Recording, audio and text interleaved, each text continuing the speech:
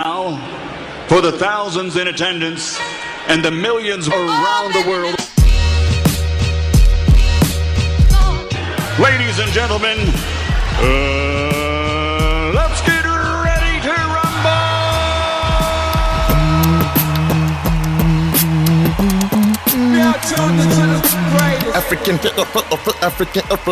African Hip Hop Blog Podcast. Easy play kay boss African Hip Hop Blog handy. Yes, y'all. Welcome back to the African Hip Hop Blog Podcast. It's your boy Phil Chard, beaming to you live from an undisclosed location out in the heart of the motherland that is known as Africa. Well, actually, this week I can reveal my location. I'm currently in Johannesburg as we prep up for the 2016 MTV Africa Music Awards that'll be going on tomorrow night. We've been gathering a ton of content, and we cannot wait to give it to you guys. And over this weekend, we will be gathering a lot more, getting you guys insightful news. So if you are tuning in before the Mamas, even after the Mamas, make sure you check in at africanhhb.com or our Twitter page at africanhhb on Twitter. We're going to have a host of updates from the weekend itself. But first things first, a couple weeks ago, I sat down with a young and very talented rapper named Solo. If you guys have been checking the website, you might have seen the article and interview plus album review I did on his second album, Dreams.B.Plenty. So please, if you have not, head on over to africanhhb.com and give that a read. But that article was based off a very long, very informative interview I had with him. Almost an hour long, actually. So first things first, let's kick off this week's episode with that interview that I had with Solo. During it, we discuss a host of topics, from leaving Universal to being an independent artist, how he's built his independent empire, how he approaches the music game, how he approaches the radio game, and the thought behind being a quote-unquote lyrical rapper in South Africa when everyone seems to be focusing on commercial rap. It was a great conversation, and he really opened up my mind to a new avenue and how he's able to sustain his career despite the fact that he doesn't have quote-unquote mainstream appeal. So this was a great conversation. Enjoy that, and straight after that, we'll then get into some mama interviews. Easy play kay boss African Hip Hop Blog handy. It's your boy Phil from the African Hip Hop Blog, and I've got myself a special guest here on the podcast, a lyricist, a true artiste, if you say. Some might say he goes against the popular grain with his music. A man with a message, none other than Mr. Langa. None other Solo. How you doing, sir? I'm all right, Mr. Langa Jr. Oh, there are two seniors ahead of me, man. Let's make that clear. Okay. What's good, man? I'm good, man. How are you? Chilling. Seems like every time we meet, it's always a little frantic. It's always a little hectic. Yeah, but I mean, it's just two very busy dudes. Yeah. That's all that is, man. We'd rather have those problems than not. Trust me, we'd rather be busy than not. Definitely, man. Yeah. So it's been a busy few weeks for you, man. Yeah, it really has. It was the album, finishing it up, the listening session, Yep. then the launch party, Yep. then the project itself. I've been trying to digest it since it dropped, since you guys sent me a copy, man. It's been impressive. So before we even get to that, let's get to the presentation of the album, because the way you presented this album to the public, Yeah. the way I saw it is, I was even thinking about it earlier today, it almost feels like you're in the wrong generation. If you get what I'm saying. I do. That's just an interesting way of looking at it. But the way I look at it, like, growing up, the reason why I got into blogging or writing about hip hop is when we were kids, we used to have cousins that used to fly to America or go overseas, and they'd come back with copies of Double XL or The Source. Yeah. And read all these articles. And in those articles, they detail DMX had an album, so Def Jam had a listening party. We all went to the listening party. DMX explained the project. And then a week later, there was the launch party. Yeah. We had a great time. DMX performed the tracks, had a few guests. There was the who's who of hip hop was at the event. Yep. And the writer would like just paint the story. Yeah. And that was our folklore. Like those were our comics, and we'd read that stuff like, wow, that's dope. And then we get into the industry, we start blogging, and then when dudes drop albums, they just send you a flash stick or they send you a CD. Yep. If they do an event, it's at Kong. Yeah. And it's not really a launch event. They say it's a launch event, but you're not really launching your project. Like the DJ's playing music from 1,000 different artists. It's a party, like you said, right? Yeah, you get on stage, maybe do 30-minute sets. Yeah. And then you don't really get an appreciation of the project. Sure. Like I felt, especially with this project and with your earlier work, basically what you and Better Gang have been doing since you formed. Yeah. It's a throwback to that, where artists value their work and they're saying, yo, I'm willing to put time. Like I remember I saw you at Cool Out once. Yep. Your own stand, you and books, selling your CDs from the stand. Yeah, man. Independent operation. And I appreciate that. That's not, a lot of artists don't do that. And a lot of artists are like, me, sell my CD? Nah, fam. Go to the store, go to music. I'm not gonna man that operation. You know, the issue with something like that is if you wait for the climate to be just perfect for you to be able to just like be able to be shelved at musicas and have like your music kind of be, you know, topping charts on radio all before you say you're gonna drop an album, the odds are against you. Right? Listen, the truth of it is that I don't think I was born into the wrong generation per se. I think I grew up in a specific generation. So you need to remember, and this holds true for every artist who had the dream from when they were a beginning. The truth is, you had an idea of what it looked like from the jump. You always kind of, as you grew up, you knew in your mind, you already started to envision what it would look like when you get there. So all you're seeing is just a reflection of that. I never let go of that. You know, hence tracks like Poster Child, where I'm just like, yo, man, growing up, I could have sworn you guys would be putting posters of me on your walls. Yeah. You know, and that's all you're seeing. I think, you know, you need to remember. So I'm 28 now, right? So essentially, you know, my interest as a kid in terms of hip hop was that 95, 96 era. That's my introduction. And then I stayed through the whole evolution, right? I started studying it and learning it through that evolution. There are things that I do that are very much in the sphere of what happens today, like how we choose to put things out in terms of Better Gang. You know, it lives in this online space. But I choose my favorite moments of different eras, kind of painted by what I always imagined it to be, and that's what I fight for every day, you know. So when I'm told that, nah, dude, you know, today the game has changed, it's all about, you know, like the right singles, man. It's a singles game today. What if I shine most when I put together a whole project? Then what? Then I play the singles game, I'll lose. You know what I mean? And not by virtue of my singles aren't as dope. Singles are as dope as the climate. Don't, like, we can't overlook that, right? If it's a trap climate currently, then the dopest single will most likely be a trap joint. It's based on the climate and what the majority of artists are doing. Now, to play myself short and be like, yo, I have this track called Overtime. It's not necessarily what's going on now, but I might as well just shelve it and do what everybody else is doing. It's shortchanging myself, because again, Overtime is a position in the album. It's essentially just track 4 in the album. It's a standalone story that tells a bigger picture.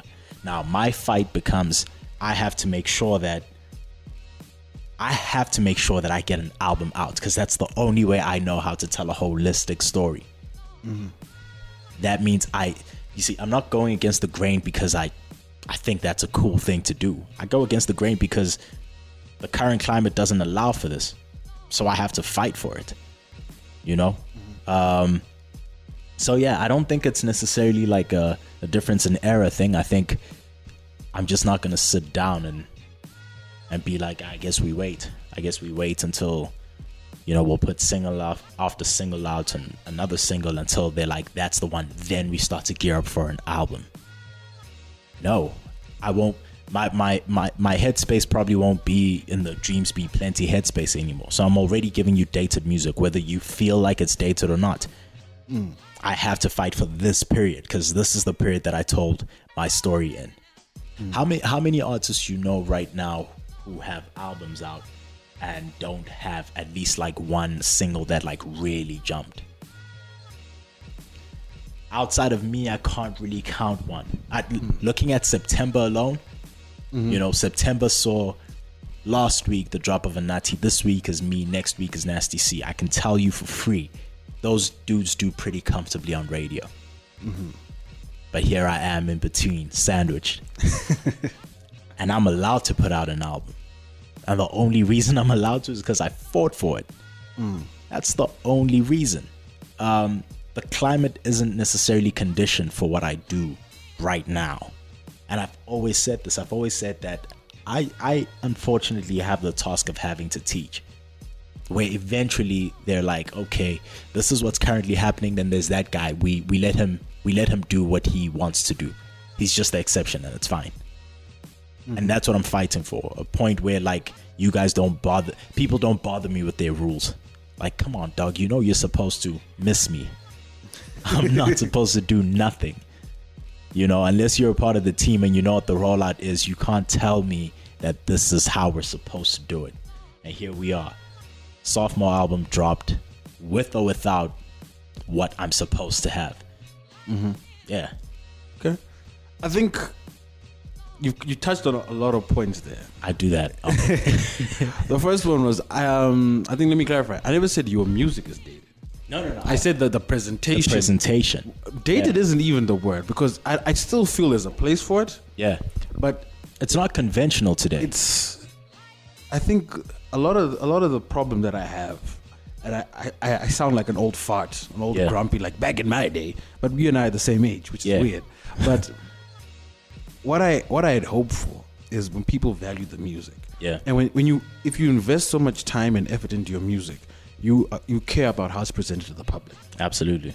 And it makes no sense that if you value that body of work, why would you present it to, like I said, a bunch of people that didn't even pay to see you or hear your music in the club? Sure. They just came to turn up and have Snapchats. Yeah, they were coming to the club whether or not you were on the flyer or not. Exactly. Yeah. So why not put those people who actually give a damn? It might be 5 people, it might be 20 people. Yeah. But at least you're building that one-to-one connection. Sure. Because like what Ryan Leslie says. Ryan Leslie says, I don't need 1 million fans. I just need 1,000 fans. Yeah. I'm all familiar with the concept of 1,000 fans, fam. And that's what I'm trying to speak to artists about. Like, why do you guys always cop out? And you'll find the instances where artists will literally relinquish their IP. Yep. And like, no, it's fine. Give my shit away for free. Yep. On the basis that I might get 1,000 new fans. But of those 1,000 people that download your shit, how many are willing to put 100 rand down to come see you perform? Yeah. But you see, I'm not, and this isn't even a shot at you, but it's easy to say that, dog. It's easy to be like, why don't you just like stay true? Because you're hungry, you're nervous, you haven't gotten the acknowledgement for that long, you have responsibilities. This has to change now. That's the reality of everything. Do you know how long you know how much money I've spent just on perception? And mind you, when I say perception, I'm not talking about selling a false impression of myself. I'm talking about things that, whether I like it or not, masses want to see. So I'll give you an example. I drop a very dope joint. I drop How Cool Is This Love with Zion, and we're just like, yo, man, it took us so long to put this thing together and to get it at this level. Here you go. Someone bumps it right now. 15 minutes later, they're just like, dog, all right, man, I need the video now. Like, a video's 100,000 rand. 100,000 rand. And mind you, I know you can do it for cheaper, but I also know that there's a standard. And remember, I've tried and tested this. I know that shoot the wrong one and you've just taken 2 steps back. because today there's a standard, right? Because we play in a game now where, you know, there's a fraction making like a gang load of money, and besides having that money, they also have the brand influence, which means they can pull on the favors. They don't even need to spend their own money, but they can make it all look right. Now, when I sit in a position and people are just like, man, you're quiet now, dog. Where the videos at? I'm like, where the money at, dog? Where's the investment you put in for me to be able to do these things? You know, and that's what I mean. The well can run dry quickly, like, dog, quickly. Yeah. But what people need to see from you, what their expectations are, don't slack a minute. You know, and that's the truth. So when we're looking at situations and we're just like, that artist cop out, that artist, that's why I appreciate that one. He's real, man. It's literally it's such a internal conflict so often, and that holds true for every artist trying to get it. You know, I'm doing my best to try to get it at my terms, but even if I ask the question, how long do you guys think I can last without, like, now, proper remuneration from all of this? Because since 2012, giving and giving and giving and giving, and not to toot my own horn, but if you can hear it in the quality, then understand it was expensive, right? So I've been at this, and right, and that's my battle and my fight, and I understand that. You know, no one said, Solo, go out and do this. This is what I'm fighting for. This is what I stand for. I get it. But at some point, you have to be either really clever with your decisions, or you need to adjust something. Comes very unfortunate when you have to adjust the music. Yeah. Right? And your strategy behind the music. But again, what are you expecting artists to do? You know, because it's only so much dab I can live on. Remember that dab just like fuels the fight. Everything else is money, and it's the realest money. I think it was about 3 weeks ago, especially after kind of tallying what, you know, the launch would cost, and I was sitting there with figures that I've spent since Dreams.B.Plenty. Sitting there thinking, how do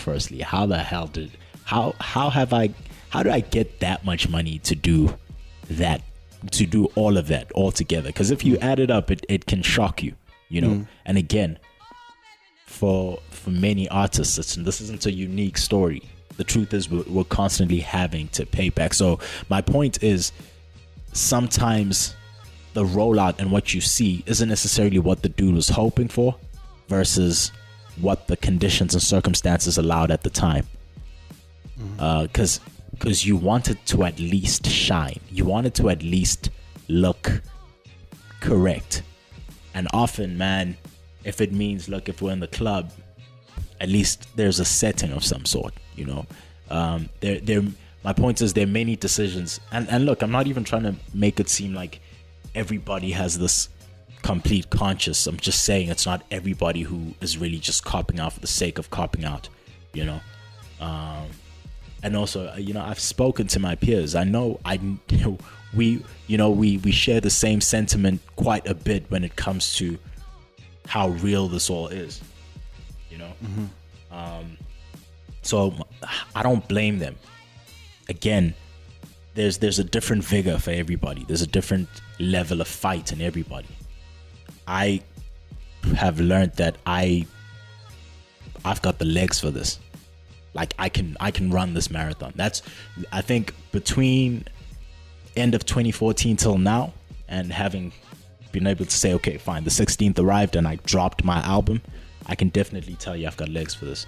And I could probably do it again in silence with no acknowledgement. Okay. Well, once again, touched on several points.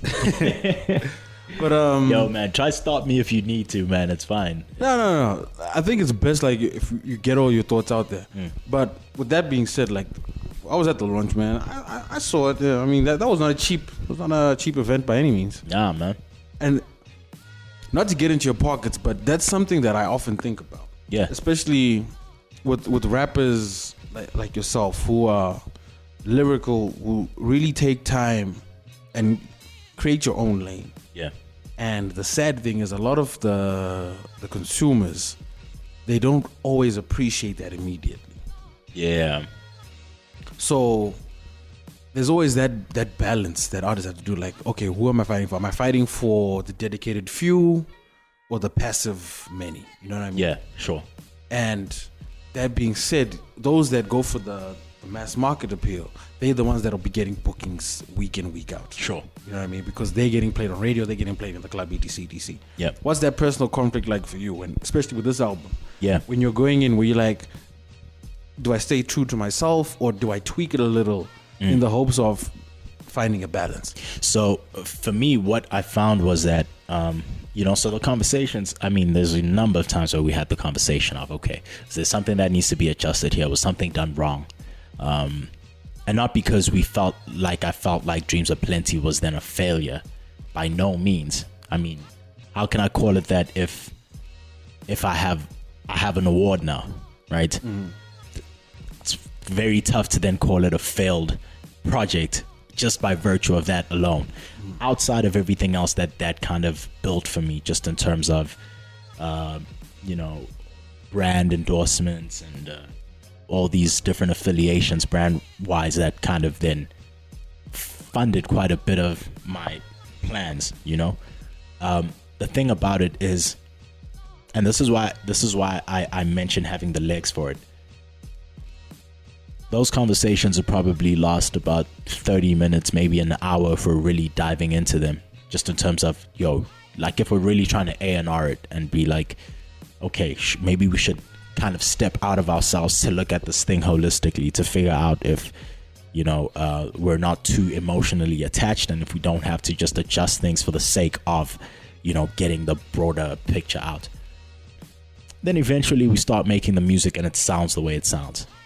And then we're just like, okay, clearly I personally can't fight what I sound like. We can try and try.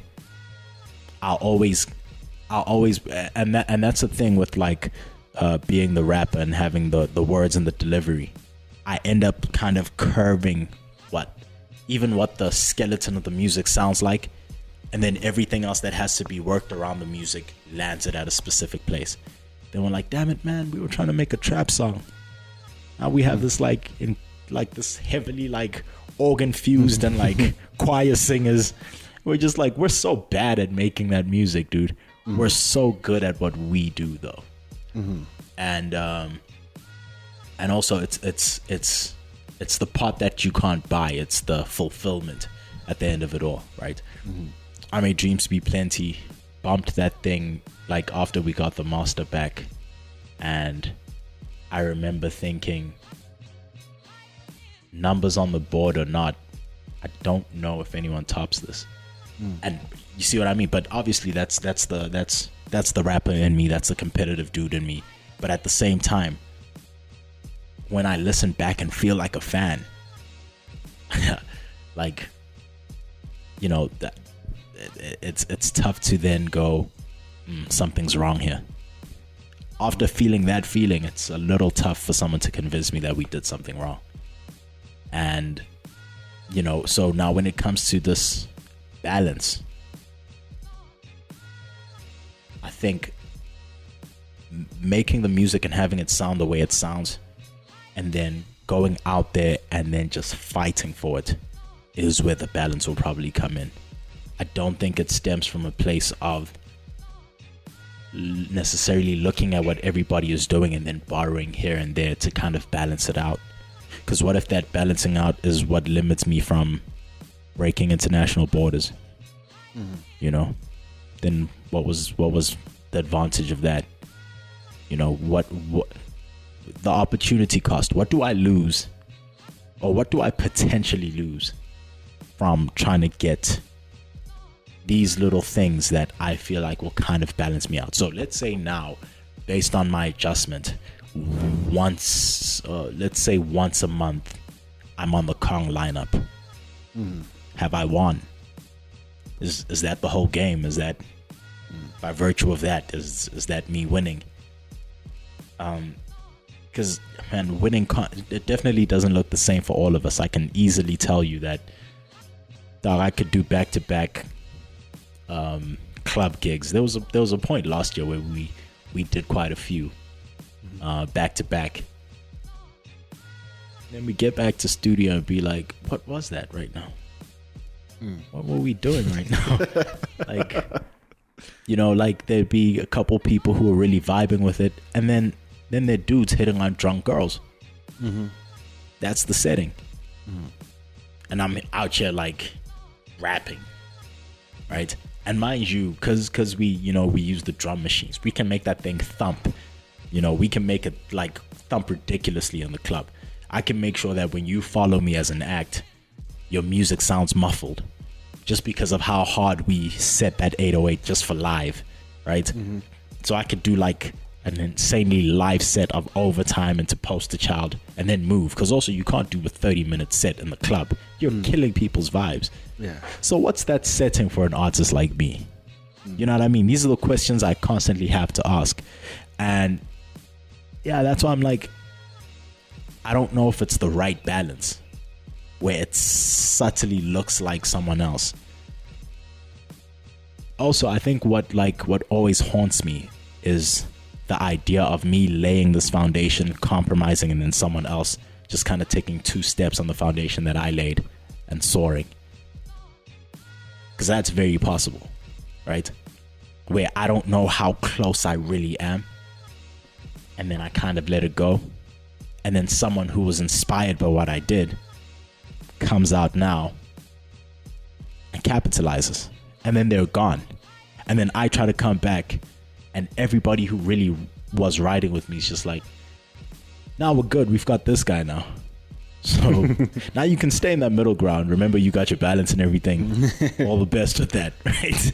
So then I sit in a place where, like, for everybody on this side who is really good at it, because this is their purpose, they sit at number 1, 2, 3, 4. So I'm like number 7 over here, and maybe like number 12 on this side.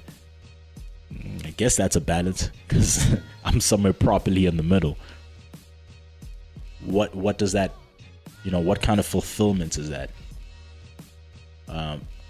Like I said, man, these aren't, for the most part, these aren't even decisions. It's just what comes out when I'm in the booth, when I'm in the studio.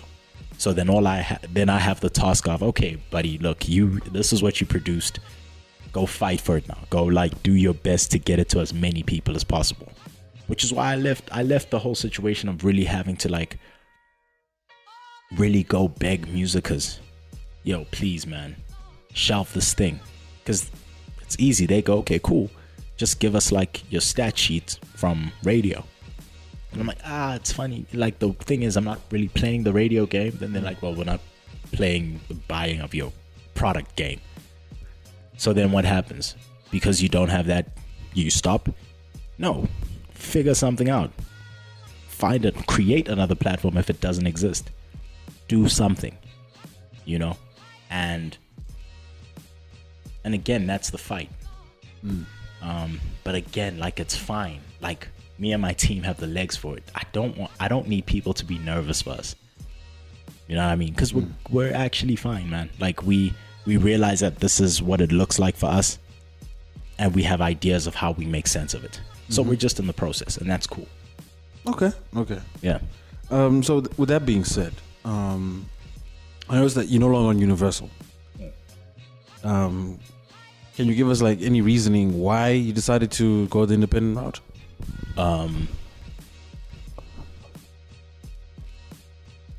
So with the debut album, all I did was I sat down and I listened, right? I just paid attention. I did my best to learn how things operated.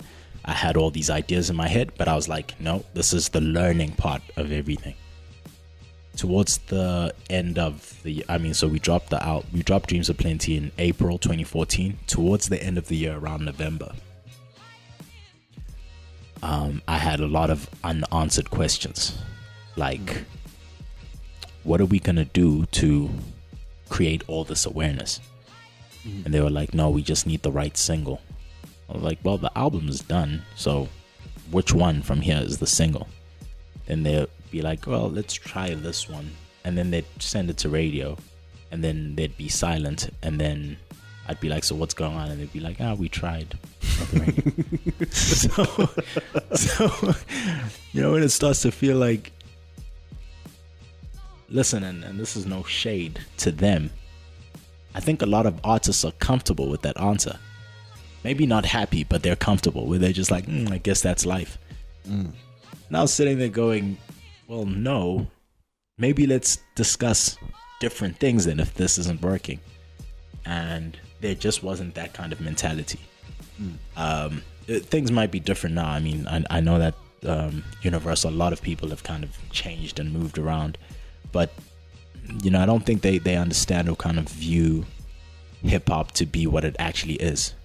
Entrepreneurship, right? So really you're a brand selling itself, and that can't be passive. You can't just be like, oh, new album out, here you go, and then sit back, right? You have to be as creative as possible in terms of how you get music out, and that mentality just didn't exist. So I think I spent the rest of that year kind of gathering all the confidence to do it myself. But even by that time, I'd shadowed enough people, I'd asked enough questions to be like, okay, I get it. Like, I'm that dude in the game, man. I will knock on Slicker's door and be like, yo, so I don't want to do things like this. What do you think of this? And for the most part, even the answers from like OGs is, don't do it, dog. Don't do it. You're taking too big a risk. And I'd be like, yeah, cool, but this isn't helping either. This whole situation isn't like, it's not built for me. This climate that's been set because I wasn't around to also lay my own foundation whilst other dudes were doing it doesn't necessarily work for me. And and I'd speak to, and not just artists, but like, people from different labels. Dude, I've sat down with the most of them, right? To a point where that's when things started to really develop, right? I don't know if there's another independent platform like Better Gang that's Cassper affiliated, which means anything that I sell digitally, should I have different artists from different labels, mechanical royalties are already covered for them. Put that in place. Everything from RISA affiliations, everything is in place the way that it should be. And that's because I ask the right questions. And also there's a projection of what it should actually look like later, or at least in my mind, right? And none of that works under a label. Like, or I mean, surprisingly so, with this album, digital distribution is being handled by Electromode. Physical is being handled by a different company altogether, Red Revolution. I didn't keep it in one space, because what if you're bad at both? Then I lose. Also, I set specific conditions even with Electromode. I was like, I'll give you digital, provided you don't tell me, well, you can't then put your music on different platforms. I have my own platform, so I'm definitely gonna go that route. If you guys choose to say no, it's fine, because you can also upload stuff by yourself on iTunes. It's very possible. So conditions like, I'll give exclusivity to iTunes for a period, and then it'll also live on the Better Gang site. You guys have no say here. You touch nothing here. Anything under the Better Gang banner belongs to Better Gang. And they said yes, because as soon as you start to figure out where the worth is, where labels can make you really feel like, dog, you need them or else. Then when you understand some things and you just walk in and you go, no, don't lie, then they go, oh, well, okay, I guess we can discuss something. But like, shout out to Chris, man, because it definitely wasn't one of those. It was never a ruse. I think that guy really believes in like the vision I have, and hence he was just like, no, it's fine, we'll handle what we need to handle your own platform, grow it. Same thing with Red Revolution, where essentially you don't kind of get licensing for just one separate thing. Like they'll be like, but so no digital, that doesn't even make sense. But I made it make sense. You know, we treat physical on the site the way you treat digital, right? So you can order a physical and it's just delivered to you. So they get a portion because they handle delivering as well. Something I don't need to do anymore. So, you know, we've been able to kind of create this, you know, this motion between Better Gang to them to reaching the consumer, which now works as like a much easier segue than how I was doing it before. So my point is, like, we're really trying to be very smart. Even now during the foundation period, because if it works, dog, that's the key thing here. And even if it works for just 1,000 people, then the team is fine. Then we're good. You know, because also you can imagine what like the percentage is when you don't relinquish all of that, you know.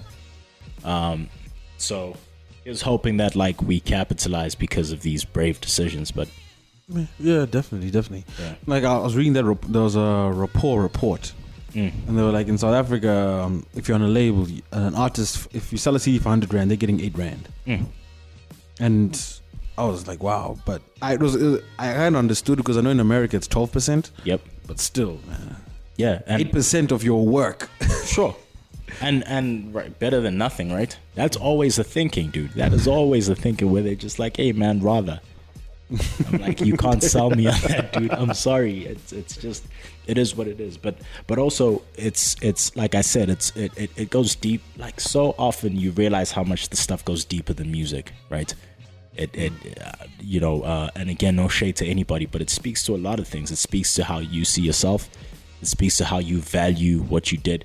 I spent a year, close to 2 years putting this thing together. You want to give me 8 rand out of 100? What did you do again? Because I remember funding this whole thing. You know, so it's all those little things, man, and that's why I'm like, it's actually fine, because I'm also now, I've conditioned myself for what might seem like a tall order or like a steep mountain or steep climb. It's almost nothing to me now. It's like daily, we can do this. It's fine. And I also know that the rewards, and that's the beauty of this whole situation, where whether or not you're looking at what the sound is, there've been enough examples in the past 5 years to show you that if you do it your way and it works, you're out of here. Cassper, for one, you know. That for me is one of my favorite artists to look at, just in terms of moves. Him and his team, I really, really, really applaud them, man, because many people say, yo, when we get to this level, we're gonna do it right. I don't know another artist who has done it completely right for me outside of Cassper. Right, definitely, You know? definitely. And that's my point, where like it's easy to say it, man. It's another thing to be about it. But I've seen him. I saw him do it his way. Now, if I stop doing it my way, that's on me, because I know that the possibility exists now. I can't unsee what he did.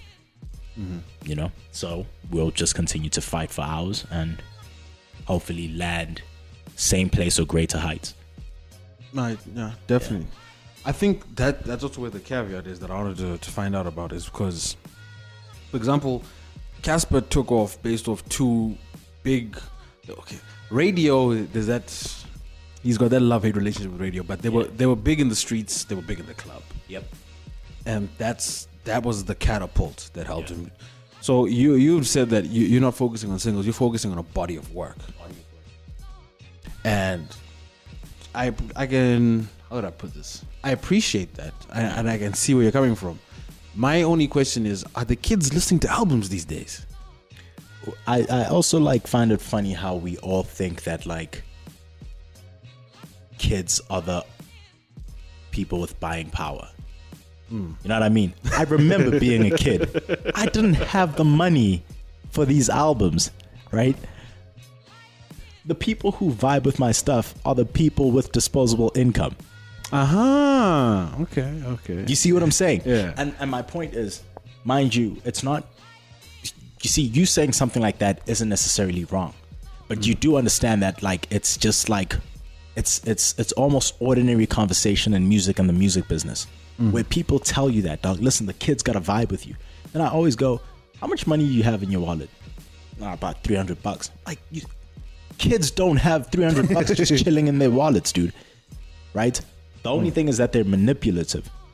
They go, come on, dad, listen, 1, 2, 3, 4.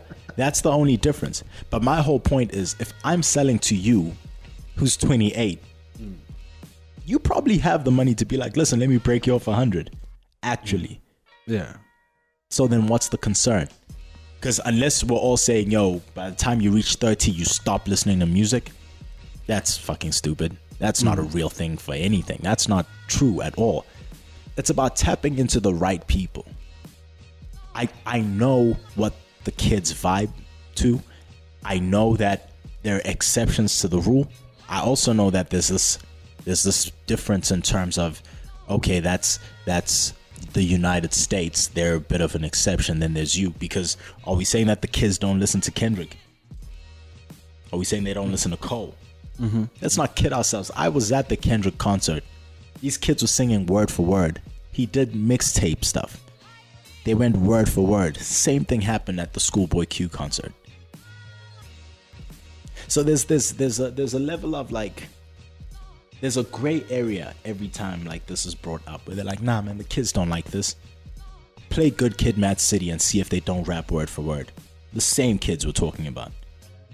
And that's why I'm like, some of these things, man, we hold on to them as if like they're Bible, as if it's like, you know, the unchanging truth.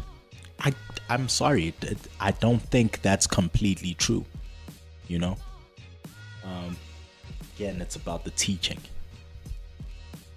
Yeah, and I think I actually get your point. It's because hip hop is so quote unquote youth based. A lot of us get kind of we're only trying to appeal to this market and forget about the rest. Yeah. What I was also trying to think of is, we've seen a new lane sort of develop, where the more artistic, especially in South Africa, where the more artistically inclined rappers find more appreciation outside the country than they do inside the country. So I'm kind of like, have you tried to tap into that, or are you exploring those opportunities?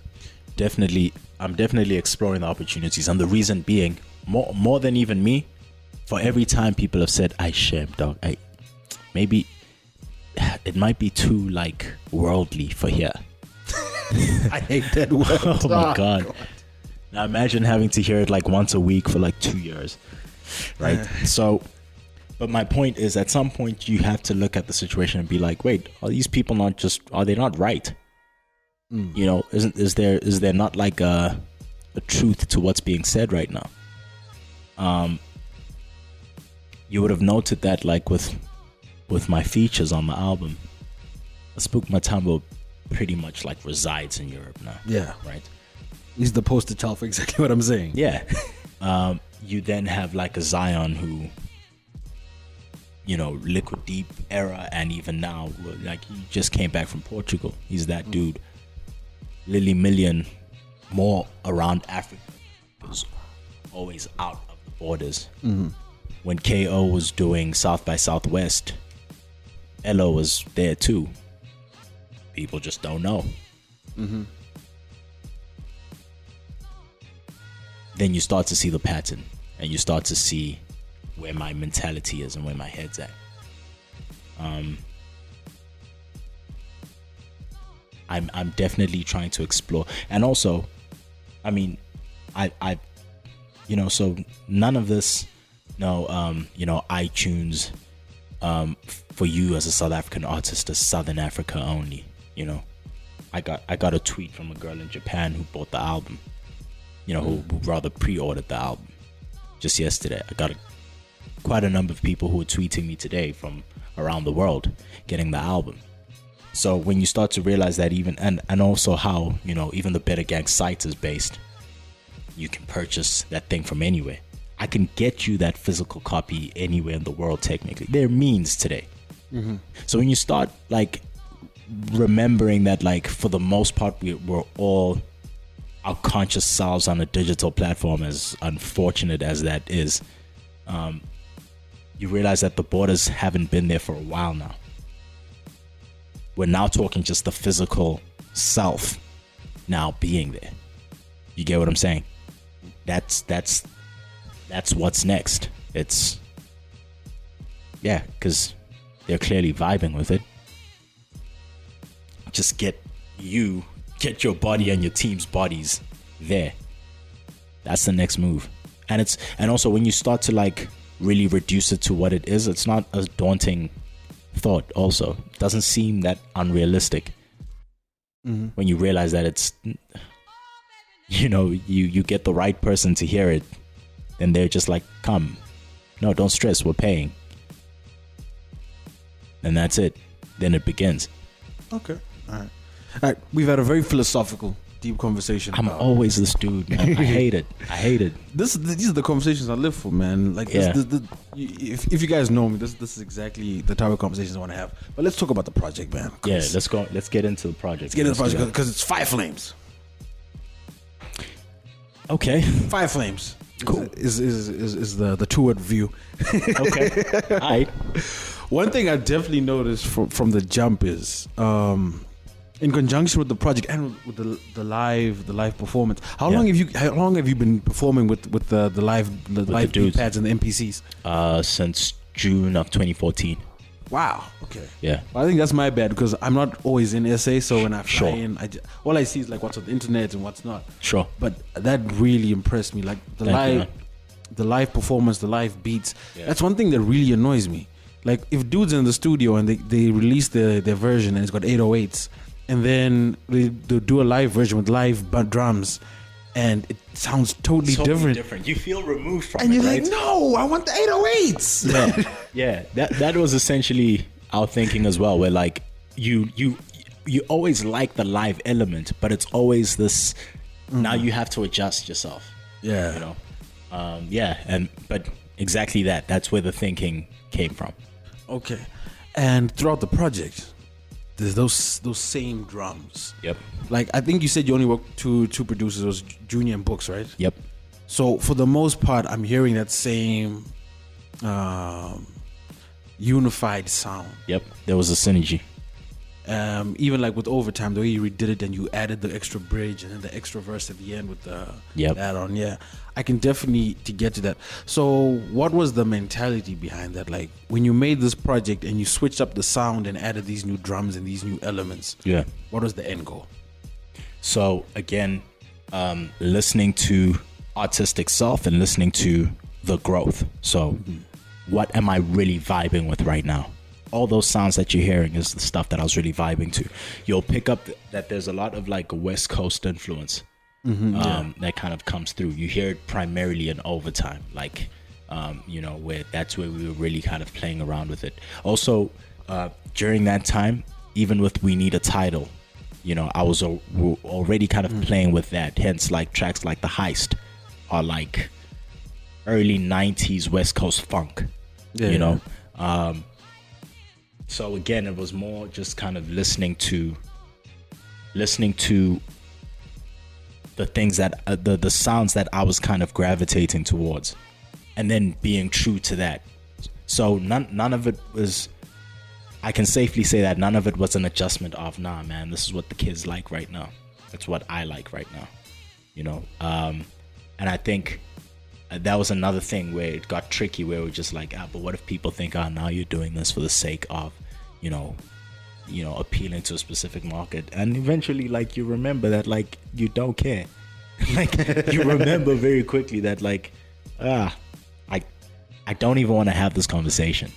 Let's make the music, right? And, I keep saying that, like, I didn't actually take a break after Dreams.B.Plenty. We immediately started working towards, well, initially, Overtime was supposed to be, at the time I was working towards the deluxe. Yeah. That's what I was working towards. And then we kind of sat and listened to the two. I listened to Overtime in comparison to what we had done for Dreams.B.Plenty, and I was like, there's already a growth here. I may remember Dreams.B.Plenty was end of 2012 into 2013. It was released in 2014. It's obvious that there's going to be growth there. Well, if you like what I was doing, where I kept at it. So we're just like, then maybe now's the time to already tell the story of the middle ground. Also, I was coming from a couple successes. In fact, it was February where was it? No, I think end of January when I put out Overtime, maybe somewhere along those lines. But also, I'd already like gotten like the Jeep campaign. You know, it only rolled out in May, but like it was already confirmed. It was out because I remember actually the last interview I did with you. Yeah, you had just dropped Poster Child. Poster Child, yeah. So the Jeep campaign was out already. Yeah, that was May, and then Overtime had dropped, and then that's when like the Dreams.B.Plenty Deluxe Talk had been released, but it kind of died down. So I was asking, and then you told me, nah, this is going on the next project. Exactly. So it was the reflection of, but wait, man, there's already. So Dreams.B.Plenty was always going to talk about this middle ground where like now there are a couple of successes, there's still some closed doors, and I was like, well, you're living it right now. Get to work on this project now. And you know, so that's when we kind of evolved and we're like, okay, build from the sound. We like what the sound's like, but now we need I desperately needed a story and a segue to kind of explain this without being, you see, I always run the risk of sounding very preachy. I run that risk because I'm not making things lighthearted for the sake of lighthearted. Come on, everybody, let's dance, let's all get down. That's not my current voice right now, right? So I think in came the concept of this airport, right? Where, okay, you don't even need to be a rapper or you don't need to be like a hip hop enthusiast to understand what this means, right? And that's where it all started to develop. It all then started coming together. There was this linear path that the album was going to take, and it was just kind of how I plant things in the story and how it all kind of makes sense for this bigger picture. But that's why I said to you, it's, for me, my strength is in the album. I can conceptualize and then work towards that concept. I'm really good at it. And I shine most. I articulate myself most in doing that, you know? It might take a long time, but like eventually I always feel like, yeah, this is worth it, you know? And I think that's what it was, where we realized at a certain time that no, now is actually the time, you know, to tell the story. And the beauty of how I actually laid this out, and this is purely coincidence, but is that the more I delay with the project and the more I keep at it and keep living life, the more I keep getting things to draw from, because again, I'm living the middle ground. So every time something happens, I just have more to say. You know, it's almost like I just get to narrate everything that's going on, but I kind of have to plant it into this theme now, or into this concept of the airport that already exists now. Okay. Yeah. All right.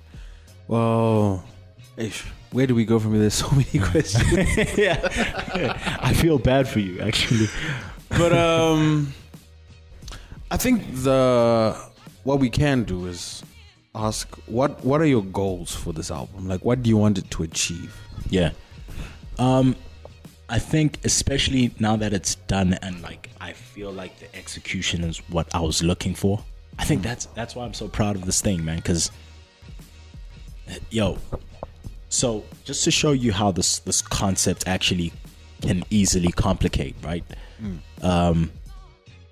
We're in the space at the airport where I get to the airport and I'm already promised that I'm out of here, right?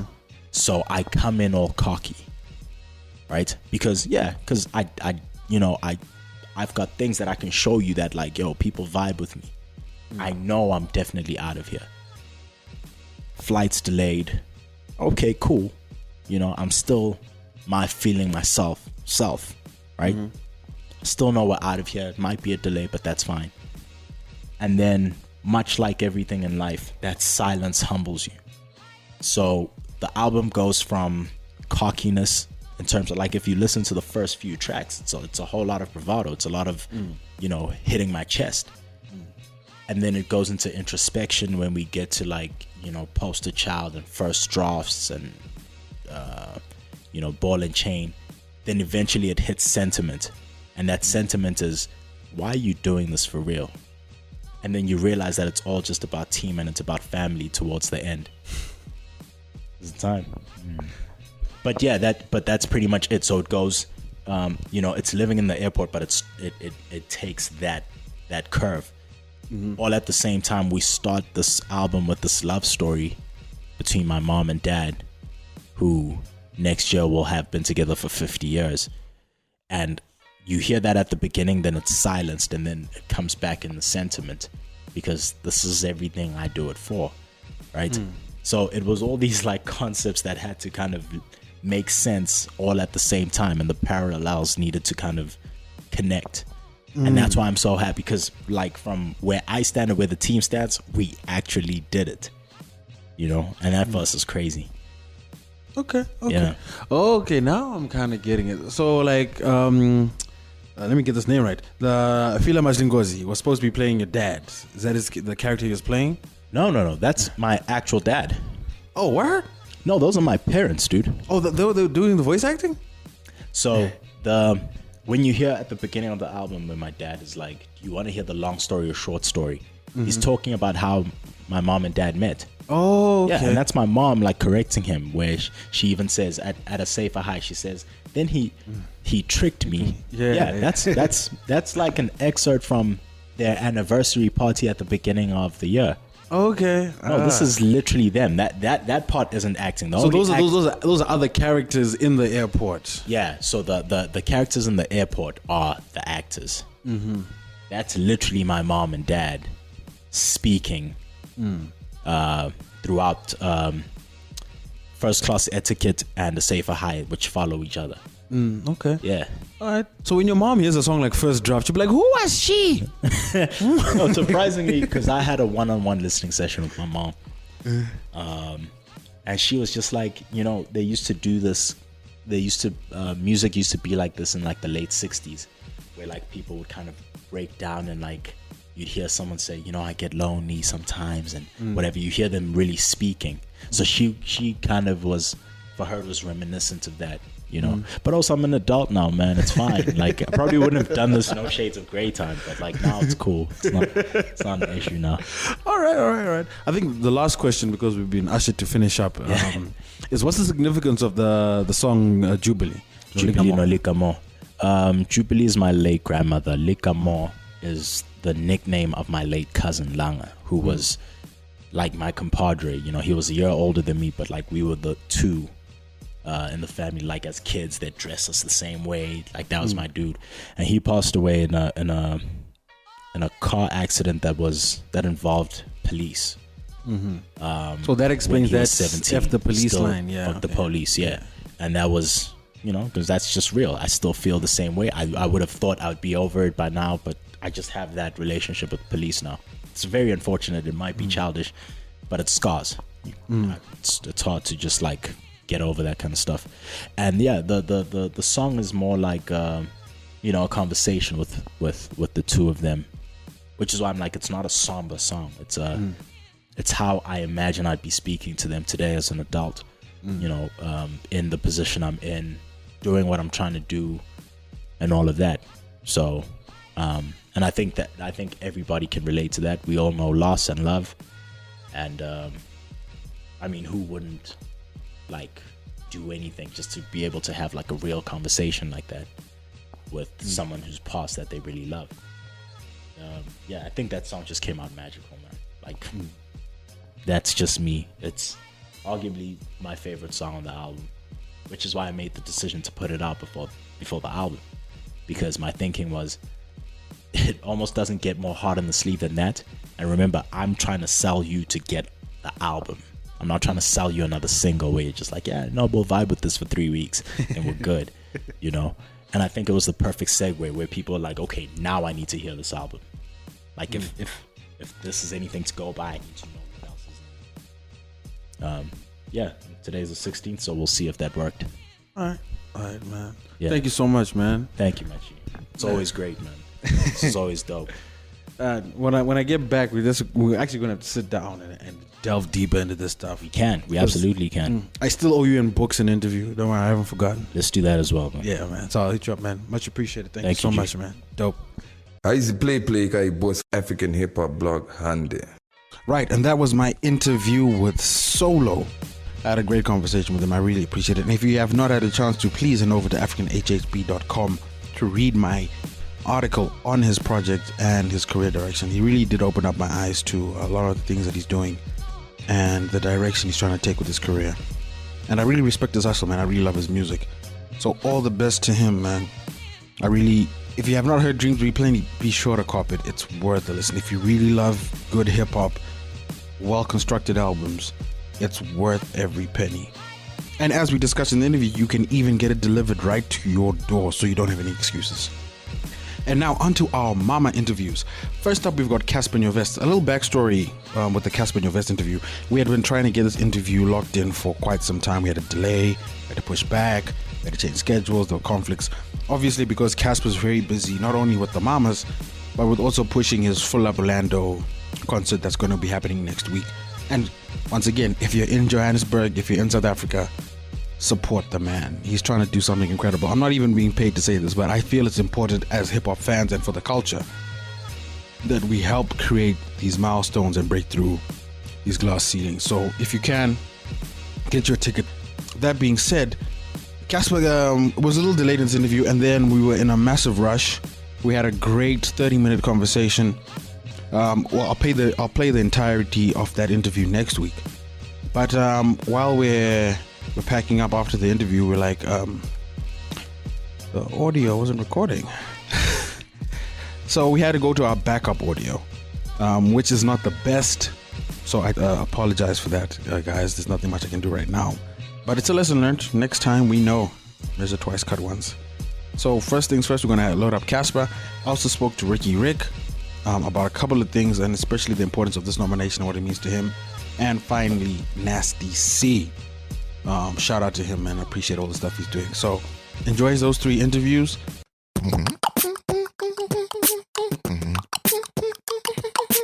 African hip hop blog. It's your boy Phil for the African Hip Hop Blog out here in Rosebank. Formerly Sexy Chubby Man. Now his shirt's wide open, bulging chest muscles, just working out, just in the gym.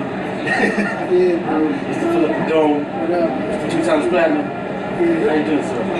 Okay, how you doing? Good, it's been a while, man. Wow, yeah. Definitely been a while. You've been up to a lot since the last time we spoke.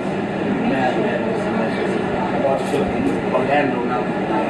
So what's the preparation like for that concert? It's crazy, man. We've been doing a lot of things this year as well. Not only did I prepare the show, but also I worked on my health. And I had to lose weight because of what I'm trying to do. It's also very demanding, you know. So, yeah, it's been crazy. My body is But then what can fans expect coming up? just a world-class show. Coming week, don't know if I don't want to give away much, but I want people to buy the ticket and come check it out for themselves. It's, you know, there's so much history behind the show venues. People don't know, they should go research about Tep Makatini, the show that Miriam Makeba had. There's so much heritage throughout Orlando Stadium. So people should go check it out. They really understand why the show And just as Full Up Orlando comes out, the DVD, the Masters concert, was there a specific reason why you waited almost a year to drop the DVD? Not really, man. We just worked on it until it was ready, and then by the time we wanted to release it, we got a deal that we were in talks with somebody about. The deal didn't really fall through, and it didn't happen. So we ended up just releasing it on the DVD so we're trying to air it on TV so we can hopefully for the show. I just want people to see it. And are there any specials on the DVD? It's definitely a lot more inside, you know, about the preparation, how I felt on the night, and things that people didn't get to see, like, you know, backstage. My family was there, my whole family. My mom and dad haven't been in the same building with all their kids in a while, so people get to see everyone. It was a very cool night. Picking up my Lunas backstage. So many things that people get to see the show, and it's very inspiring. I mean, let's get back to the music. Yeah. Let's talk about family. You guys are killing it. And I was like, as a fan, the last few releases, now that you're rapping again, you're seriously rapping, that's the best one. It's dope. I mean, for me, like, rapping for me is something I've been doing for a very long time. So it gets boring, like, you know, to just rap a song. Sometimes I just want to make music and, you know, challenge myself and see how I can approach, you know, different songs instead of doing something that I'm very comfortable with doing. But right now, you know, the game is different. People want to hear us rap and floss our skills and like basically do gymnastics on songs. So it's fun again for me to rap, and that's why I decided to rap a bit more. But you know, the harder I rap, the less they play my music. Like the hardest record I dropped this year was Skellem, where I was like, going all in, and that's why I never played on radio. So it's like I have to balance, you know, the music and still give people like the raw, like rap stuff, and still like make music that, you know, can play on radio and stuff. So it's difficult, but you know, it's just a bad time and fun again. So we've touched on that quite a while. That relationship with radio. What do you think the main reason is for radio not playing for you? That's what. This is what happens, man. They help you get up once you're up there. They want to break it down. That makes everybody the first. Definitely won't be the last. You know, the people that they're hyping right now, in 2 or 3 years, you know, you see what they start doing to them when there's another new guy. So it's just about survival of the fittest. You know, how do you get around it? You know, I was just lucky enough to have a very strong fan base. They get my music from me and they play it in their homes. Like this weekend was performing in Bloemfontein, and people were surprised at how people knew my new stuff that doesn't play on TV and radio. It's because, you know, the fans are out there getting the music for themselves and enjoying it in their homes. I'm just lucky. That being said, I mean, you've got 1 million followers on IG, close to 1 million on Twitter. Do you think you need radio? I mean, if everybody else is doing so well with just radio, and I'm doing so well without radio, imagine what can happen if radio just play my stuff like you can play everybody else. I don't want any favors. I just want my music to play, bro, because you need as much exposure as you can get. You know what I mean? And just play my stuff, you know, like that's all. But I'm not even complaining anymore. I can complain about it. But right now, I'm just doing my thing. It doesn't stress me anymore. I'm having fun with my music and it's working out. I'm just quiet. I'm just putting out music. It's so funny that all the joints that I jump on for collabos play so much on radio and they're so successful for everybody else that I'm working with. But once I put out my own record, they don't play it as much as the features. So that should show you how much of an impact, you know, having Cassper Nyovest on the song has. You know what I mean? So if they could just play my songs as much as they play my collabos, then I'll be cool. Every collab I did this year is a big song. It's a weird shit. Especially based on that, as you just said, you're the first local to sell. That alone is a big achievement. So you're still saying even after all this, you're still struggling to get I'm rapping about it on my video, man. I got this new project I'm working on. I don't really want to call it an album yet because I don't want to rush myself. I speak a lot about stuff like that. Like the industry disregarding what consumers felt. I can't believe I'm still having to prove myself. You know, like nobody has the numbers that I have, but I'm the one who's fighting more than everybody just to, you know, be appreciated. It's weird, but I think at the end of the day, if you just stick it through, at the end of the war, people will realize. Once they realize, you know, what I did for the game, everything will come together. That being said, there's also a debate right now. But another young cat, Nasty C. He dropped his album for free, then he dropped it for paid. And you've been doing a lot of free music, but you've also been successful with paid music. Do you feel in 2016 artists should focus more on paid releases or free releases? I think everybody should do it.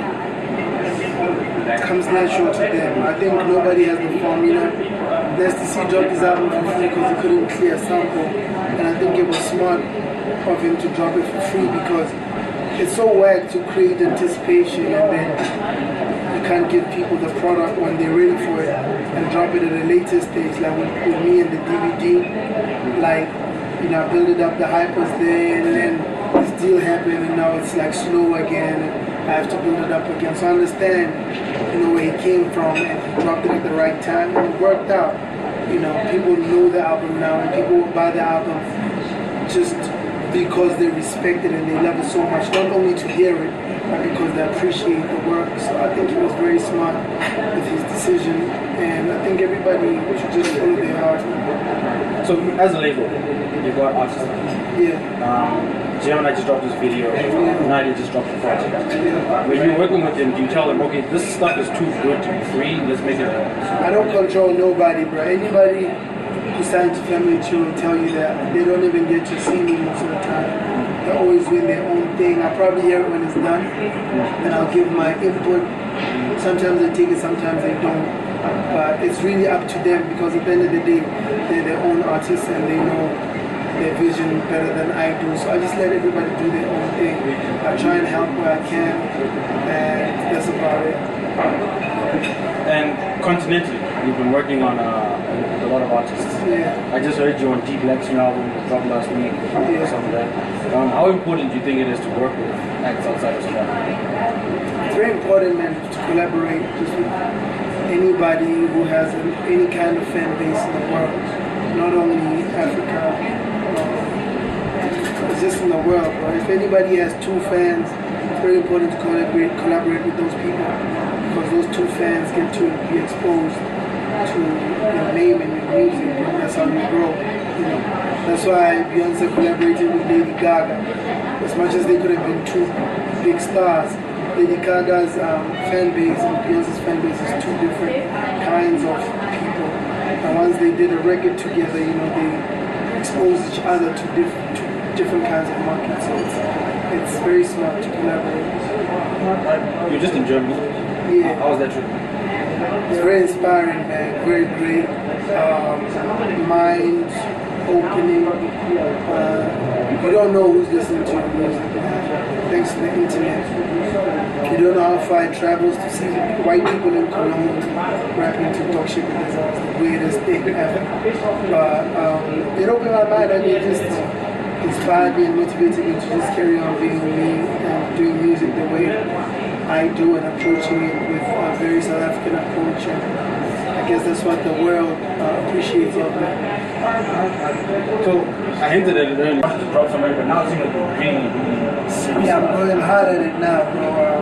I've tried the gym thing a lot of times, but this time we really went hard, like from the diet to the program. Like I go to the gym 3 times a day. 3 times a day? Yeah, during the week.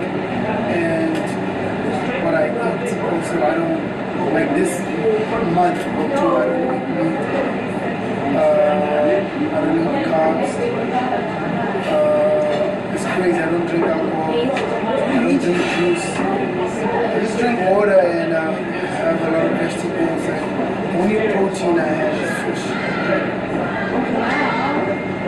be working, man. All the best, man. It is working, man. I feel great. You know, I don't get sick and stuff. Yeah, and you're so built, bro. Like, and I was just like you, so it's very easy for us to get in shape. So a lot of people take things to bulk up. You know, when you're a chubby kid, you have an advantage because it's easier to turn the fat into muscle than it is to just build muscle from bone. So like, how do you maintain that diet when you're on tour? I'm mostly on the road weekends, so I cheat. Like on Saturday I can have whatever. But right now I don't even need to do like cheat days. But usually like Saturdays I'll go all the way in, all the cake I want. But because of the way I eat during the week, on Sunday everything comes up. The system is already like, you know, I understand. It's already this. Mamas are coming up.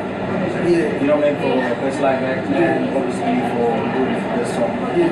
What does it mean to be nominated for Best Live Act for HD? It means a lot. That's one award. I treat it about it as if this is the one award I really feel that I deserve throughout my career, Best Live Act, because I am the best African live act. If not of all time, I probably one of. You know, I'm up there with the greats like Yuna Sekela, Brenda Fassi. Those are the people that I look up to. But in my generation, there's nobody before them.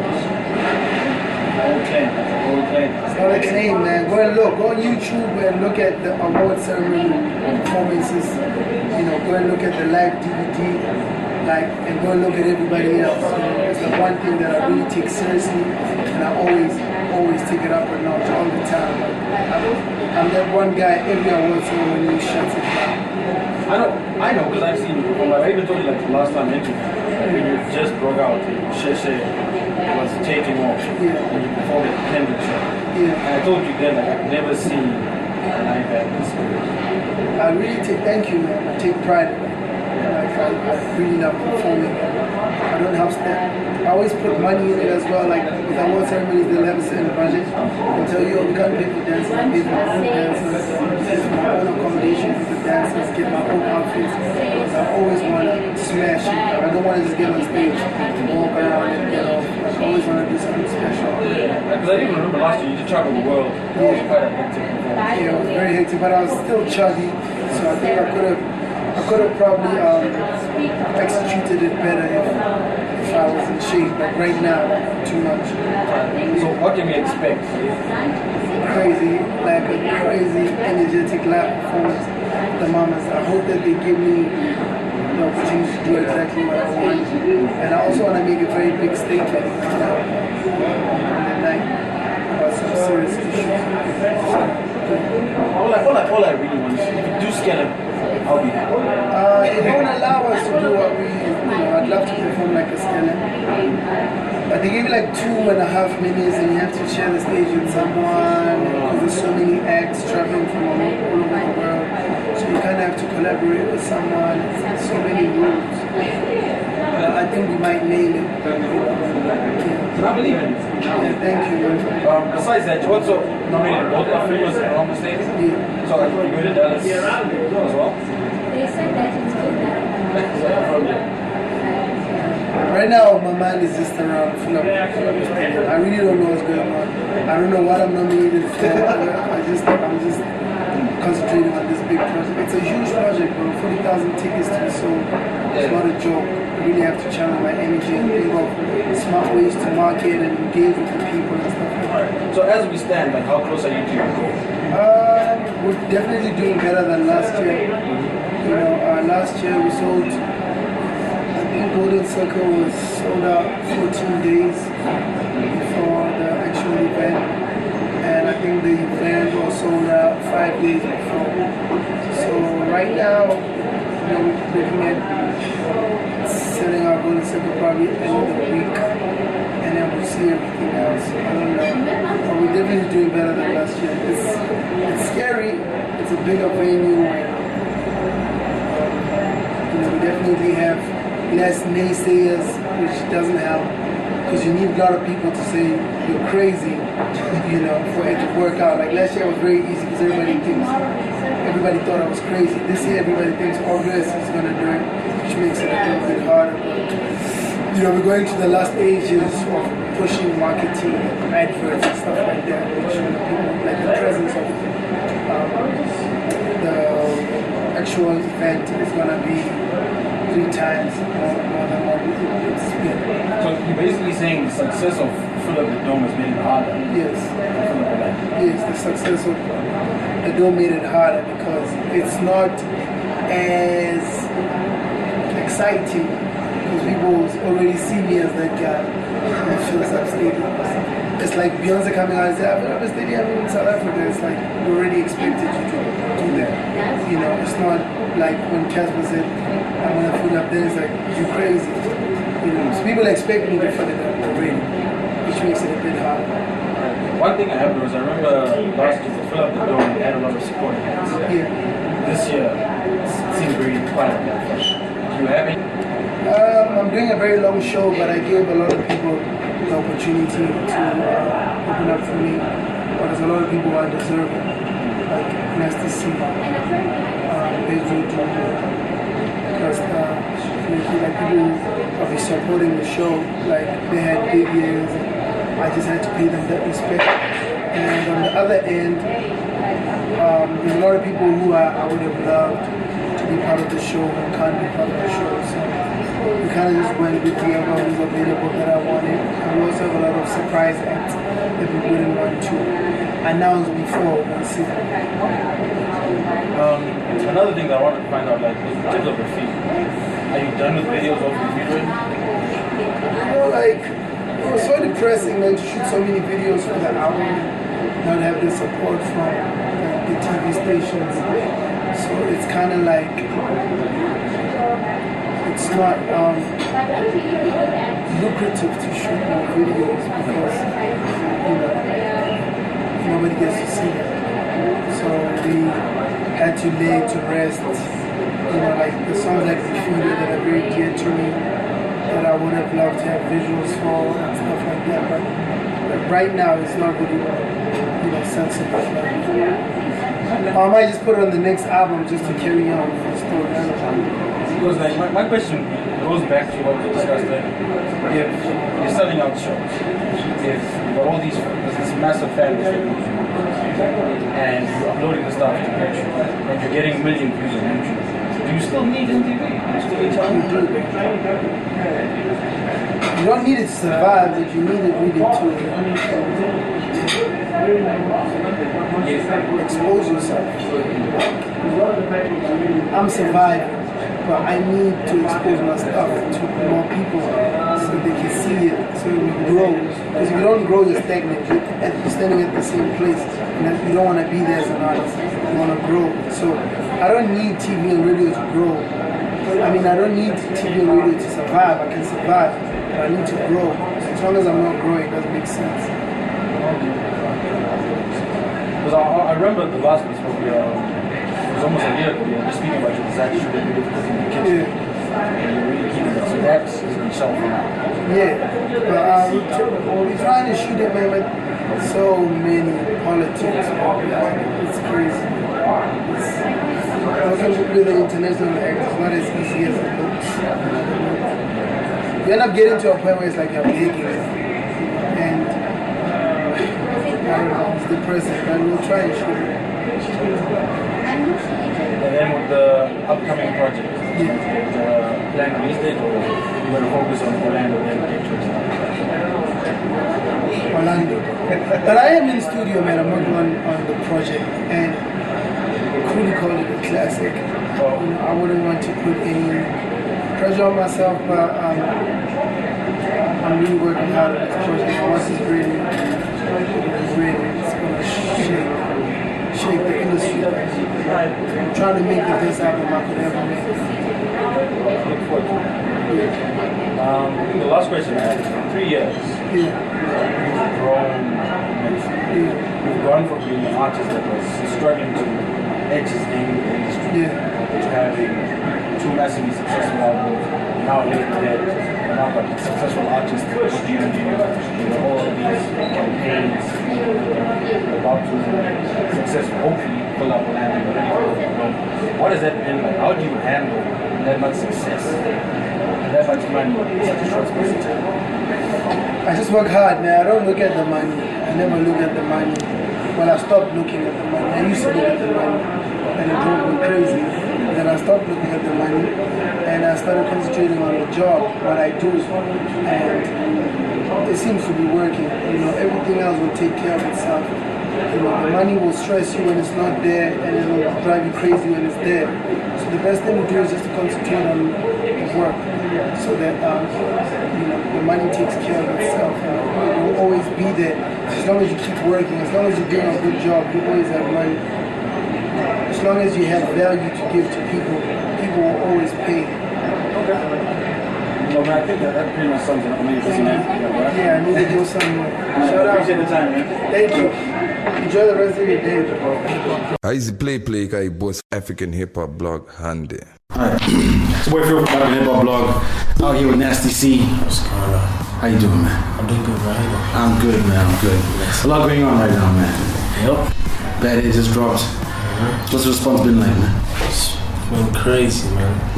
I mean, we dropped it for free, and it went straight to number one. And it passed like a couple of big albums. Yeah. Big mixtapes. It went straight to number one. Got me verified on the site the same night. And then we took it down and still put up an iTunes link, and it's still number one in 3 weeks. So it's pretty crazy. Before you dropped Bad Hit, did you expect this type of response? Not this type of response, no. In terms of numbers, I'm not really a guy that likes to look into numbers and how something is doing. I just put it up for the people that relate to me, for the people that want it. If they get it and they like it, I'm satisfied. I'll come with it. The reception is pretty crazy, man. I never really thought this would happen so quick. Really? Nah, not so quick. I know the album was anticipated or whatever, but I don't know. I'm just not a guy that works off of that. Okay. That's so weird that you say that to me, because I think it was the first time where I realized that you were about to do something special was Maftown Heights. Yeah. And you, on stage, kids were losing their minds. You got off stage and I've never seen anything like it. Do you remember like what it was like after you got off stage at Maftown Heights? That was crazy. And that was my first time performing at that event. I think it was a surprise act even. I mixed up event was Back to the City, sorry. Yeah, Back to the City. Back to the City. I wasn't even booked for it. Yeah, exactly. Surprise act. So me coming on stage, obviously people didn't expect it. That's why they were even crazy. And I think it's one of those shows that I actually go home and feel like I did something on stage. Like there's a crowd like that, especially a crowd that reacts to what you're saying. Like the Back to the City crowd is a crowd that comes through for like MCs and lyricism or whatever. A crowd that actually follows up on content. Yeah. So going there and them actually hearing what I'm saying on stage and then bugging out to what I'm saying, as opposed to them just like jumping up and down to the beat, really meant something for me. So that was crazy. Okay. So like now, do you understand like the impact your music has on the culture? Yeah. Now I understand it, because it's crazy. Sometimes I get snaps of like little kids, like 6-year-olds, 7-year-olds singing my music. Like last night I couldn't believe it. I actually jumped out of bed when I actually saw it. There was a young 6-year-old white girl from New York that was singing along to one of the songs on the album, like word for word. And you can tell that she knows what she's saying. She understands the song, the lyrics. So that for me was crazy. And that it's like an eye-opener that some people out there actually do need the songs to relate. And that's why I still do it the way I've been always doing it. Like I make music for those that relate, not for others. It's so surreal to hear you say that, because for a while now, I've heard your music and I was like, what you're doing, no one else has ever done, especially in South African hip hop, where you're rapping in English, you're lyrical, but you're crossing over, and you're appealing to a whole new generation of kids. And I think, weirdly enough, I don't know if you read that article that I did after you dropped your album, when I was like, yo, you really had an opportunity to do something special. And I was a little hurt by the fact that you dropped Bad Hit for free, because I felt that you could have done platinum. Yeah, but that goes back to what I was just saying right now about the reach. Yeah, I'm not really that guy to say, yo, we're gonna go golden and run, but this and that. the music gets to the people that it's supposed to get, the people that really need it. Like if someone really needs a story to relate to and they feel like your music serves that purpose or whatever, then they'll like your music and they'll bug out to it and they'll come to the shows and they'll keep supporting, they'll keep buying. But people that buy just for the sake of going along with like a trend, let's say the album was just like trending on Twitter and people were trying to get it to sell gold in like a week, then people are just like buying for the sake of the game and not for me as an artist. They're just doing it to change South African hip-hop history. And I'm not really that type of person. Like I focus on what the music is supposed to do, the purposes that it's supposed to serve on its own. Whereas I'm just like doing it only purely for industry, history books or whatever. Well, yeah, I think my opinion has been changed a little because I was actually speaking to Jay Something, funny enough, yesterday. And he was like, yo, we had the biggest hits in South African history, like the most downloaded song in South African history. And the money we made, like we can't even do anything with it. So they're more concerned with making sure that the fans get their music. Exactly. You know what I mean? Exactly, yeah. So I kind of, my perspective has slightly been shifted, but at the same point in time, like I think it's important for us to let you know that you were really in a position to do something special. And I understand it. I understand it and how people feel because at the end of the day, we are trying to grow the South African hip hop culture. Like we're all trying to raise it like a couple bars higher than it already is right now. I understand it. I'm just saying that I might not be the artist to serve for that purpose or to play that role. You already are. That's what I'm telling you. Like, I'm not even trying to put anything on you, but I'm like, in terms of what you represent, you're the first actor I've ever come across. Like, I got people in Ghana hitting me up. They're like, what's up with this Nasty C kid? Like, this kid's crazy. Like, he's dropping bars and it's on radio.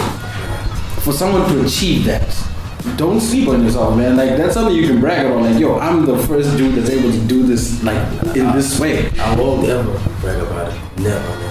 And especially independent, like you were on radio with radio hits, Juice Bag, the remix, Hell No, blowing up before you signed. So that's a major achievement within itself, man. So that's what I'm saying, like keep doing what you're doing and be cognizant of the fact that you've literally got like a whole generation of kids, like all the kids your age and younger are now looking to you like in 10 years time, you're going to be that dude that people look back on. And that's the thing, that's why I want to build this relationship with them. For them to trust me with the music and not think that everything I'm doing is a stunt or I'm just looking for publicity or if anything drastic happens, people shouldn't expect me to drop a single right after that because of the hype or the attention that I'm getting off of it. Like a lot of people would have used an incident like the car accident. Like I was in a car accident, I could have dropped the song because of how much attention was drawn towards me at the time. But with the relationship I'm trying to build with all my friends, I just want to let them know it's not like that with me. Like it's not about setting a trend or doing something first before another artist does it because I'm not that type of artist. Like I really want to clarify on that. I am not that type of artist. I'm just purely about the music and the culture. Like as long as the culture at the end of the day is able to say, you know, in South Africa we had an artist that did ABC and and was able to go this far with music, even after putting it out for free. That's good enough.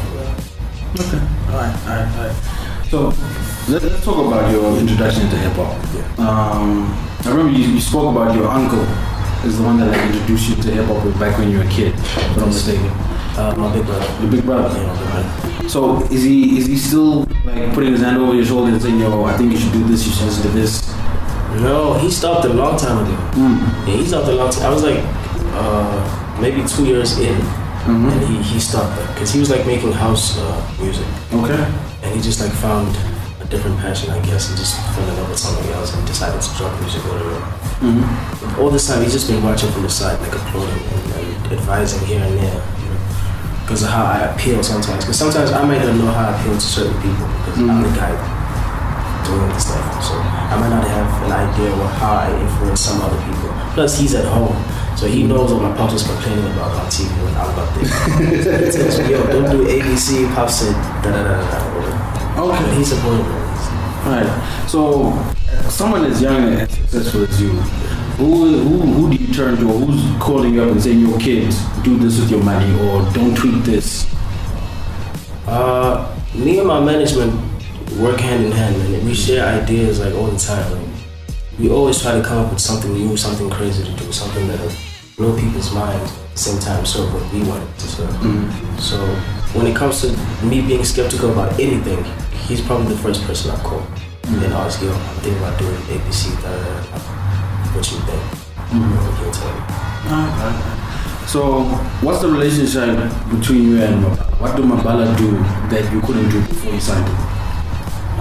Mabala gave me a further reach, like in terms of the market, 1, 2, just like spreading over Africa, as just me being just like a South African artist.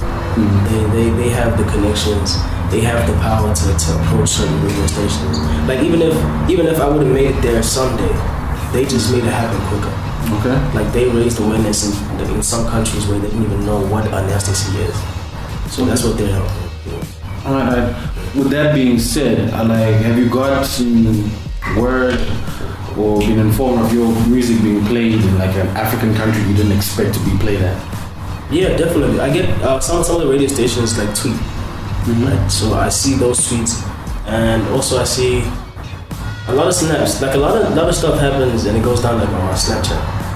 Like, cause that's where people get to like interact like within 10 seconds, no matter where they are from across the globe.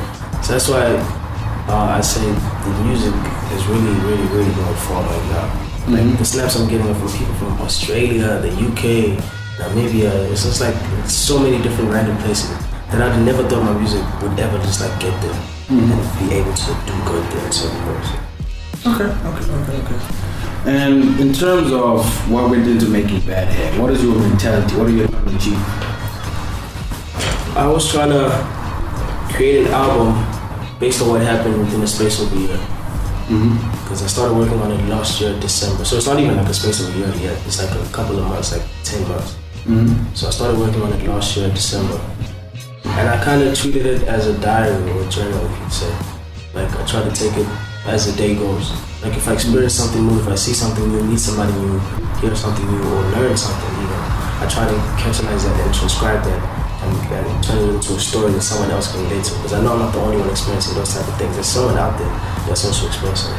So I try to keep it as simple as possible and try to make music that people can relate to. And just, people should never have to pick up a dictionary to understand my verses. I feel, you know, I should always speak to a person because music is a language, right?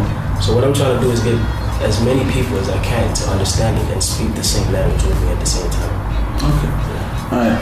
So when Bad Hair dropped, I know you've mentioned before like you're a big Young Thug fan. Yeah. When Bad Hair went above Young Thug on the charts, how did you feel? I was excited. I was watching it actually. I watched it all happen. Like I kept refreshing the page and reloading like every 5 seconds. I think it was Famous Dex number 1, Lil Wayne was number 2, Future's number 3, Young Thug was number 6, I think. I was like number 12. I debuted at number 12, and then it went up to number 8, and I was like this close to Young Thug. And then Young Thug made it up to number 1, and then like a couple hours later, it was just like the other way around. So that was crazy for me, but it's nothing that I ever brag about or tweet about. I'm just happy and proud of myself for doing it. Alright. So let's talk about the Mamas. Yeah. You nominated Best Breakthrough Act. What does that mean to you? It just shows me how much MTV cares about the culture and giving gratitude where it's due, and you know, rewarding artists on their hard work and recognizing talent where it should be recognized. And I can't say it came as a shock that I got that particular nomination because I am kind of like a breakthrough artist, kind of like a newcomer artist. Yeah, you know, something like that. But for them to nominate me this early in the game and for it to happen this quick is crazy. Like I'm still in shock and Alright. You're in Lagos like last week or the week before, right? Yeah, for the same thing. How was that response? It was crazy. I didn't expect those type of people to know my songs. Because when we went to the event, it was obviously like a private event. So it's not as if any random fan can just come in. It's people that actually, some people work there and some people got VIP invites and everything. So it's like mature, grown people. And when they say that they relate to my music, it's just crazy. It just blows my mind every time. I never understand what they mean by that because like they're older than me and I'm younger. But it was such an experience for me. People who speak a totally different language from that far away from where I am right now, for them to connect with me on that level and on that basis is crazy. That's dope. It's funny, man. Can you explain that chat? I know you got the grill with the purple rain. Yeah. So what does that signify and symbolize? I don't really have like a deep meaning for this. It's just like always been my favorite emoji, and like purple rain. I'm starting to like purple. I don't know why. It's some of the things I probably can't say on camera. I wouldn't want to say on camera, but you know, purple is really doing good for me in my life right now. And I feel like it's like my lucky color. Every time I see purple, well, if I see like a lot of purple, only once, it kind of changes my mood and my perception and how I go about handling my hurdles during the day. Everything just kind of gets easy. Man, dope, man. Well, keep doing what you're doing, man. Yes. Appreciate it, man. I appreciate it. I used to play guy boss African hip hop blog handy. It's your boy Phil from the African Hip Hop Blog, out here with the king of cotton, the father of the cotton eaters, and son of the original cotton eater. Listen. Levels, guys. Levels. None other than Riky Rick, boss. How you doing? No, it's a pleasure. Finally.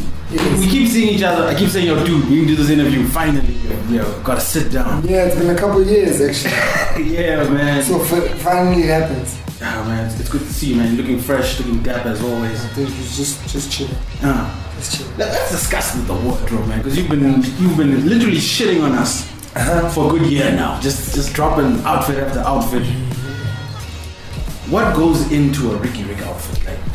Like, to tell the truth, man, like, I don't think, like, it's just a concept. Like, everything is a concept, you know? So when you're pushing something, it's not like it's just exploring different vibes, you know? That's what I try to do. I try to explore different vibes, explore different feelings, like what setting am I in, you know, most times. Sometimes I just throw on some stuff that I like and, you know, maybe it looks nice or whatever, but I always try to follow concepts, especially when it's like important things or events, whatever.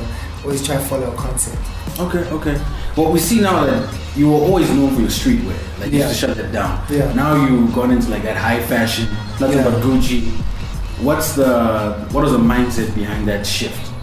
Well, pretty much started with sneakers. I think the whole journey for us really started with sneakers, and just starting off, like, I grew up in Austria. So in Austria, what happened was there was a lot of emphasis on like brands like Tommy Hilfiger, on Timberlands. This was like when I was like standard 3-4. So it was like, I mean, that's like grade 6 for these guys here. So it was like grade 6, and there was so much emphasis on like Tommy Hilfiger, Lacoste. These are like brands like that were big in Europe, you know. And I always aspired to sort of be like one of those kids who could afford that, but we obviously couldn't afford that. We were from South Africa. But one thing that my dad always made sure we always had like a dope pair of sneakers. So my love for sneakers was something that always continued. My love for Jordans and just dope basketball shoes was always there. And then now, when we came sort of into rap, I think, or whatever, I'm getting opportunities to start exploring like different parts of the world and exploring like materials. That's why like I use cotton like as something that's important to me. Exploring different materials and like what it means just to be comfortable in your skin beyond just sneakers, because like black people, our like illest representation is like of shoes. Like we look down the whole time, like, yo, what shoes is this? What shoes is that? You know, that's what we do as like black people, you know. And emphasis is on like, you know, your shoe represents you. And then like when I started traveling everywhere, shoes really don't mean that much. It's all about like accessories and all that other stuff. And then I got into that, so I think that's where it came from. Alright, speaking of shoes, man, you got the Pharrell joints on. Have they even dropped in South Africa yet? Yeah, they dropped. Yeah, got a couple. Shout out to the Connect. Shout out to my connects at Shelf Life. They're always doing the most. Yeah, got a couple. Funny enough, the other day I was in a waiting room. Yeah. Pick up an L magazine. Yeah. And lo and behold, there's King Koti. So, what does that mean, like, for a hip hop act? Yeah. To now get recognition in what we can tell the mainstream white media for your fashion sense. Yeah. Like, what does that mean to you? Well, it's dope, you know. On one hand, it's like it's really cool because we're not expected to be those guys in those magazines, and like a lot of people don't think they fit into that world. Like the fashion world really is run by like white establishment, you know, that's what it's really about. And a lot of kids don't feel like they fit into that world. A lot of like streetwear kids and even streetwear kids that are into high fashion and into designing don't feel like they fit into that world. So for L to sort of open themselves up to us, it opens up doors for other kids to feel like they should aim for that instead of just like trying to be like indie designers that don't care about those publications, because those publications do care about them and they need them to keep running, you know what I mean? Mm-hmm. Everything evolves. So to have a rapper have a few pages in L, it's pretty dope. But it's even beyond just rap. It's just like being like a black kid rocking his own style or whatever. That's pretty dope. Okay. That being said, you've got your own line of clothing, right? Yeah. When are you planning on like a major seasonal release or new line? Next year, I think we've got some dope stuff coming. My plan is to really showcase like a full collection. My first collection at Mercedes-Benz Fashion Week next year. But the difficulty is like I don't want to make like I've made t-shirts and a few things like that, and like I don't really want to make just t-shirts from the point that like I think I need to like put all my chips in. If we're gonna do it, like I'm gonna do it like music. Like when I started music, I learned how to produce. I learned how to, print the CDs. Everyone knows how to print. I produce. You learn how to rap. I didn't always rap, so I had to learn how to rap on top of my beats, and then learn how to make the CDs and learn how to get them out. And I feel like with t-shirts and clothes and stuff, you really need to immerse yourself in fully. There's no point of like saying you're doing it because you're a rapper. I'm not into like selling merch. I don't want to sell like merch, you know what I mean? I want to learn like a new industry. Same thing with like same thing for any kid. Like when they want to do something, they must actually try to learn the industry and learn like the ins and outs of actually like creating a whole lookbook. It's not just about t-shirts. It's about like trying to create a whole lookbook. Like what's your vibe? Where's your mind state? And I think my main aim is for I think 8 months from now that'll be ready. Alright. Let's get back to the music, man. I did an interview with The Les a few months back, and he let it slip that back in the day you were the freestyle beast. That you literally used to go into the city, the CBD, with no cash and come back with like $5,000. How true are those claims? Hey, I don't know about $5,000, but I think my love for rapping started off with freestyling.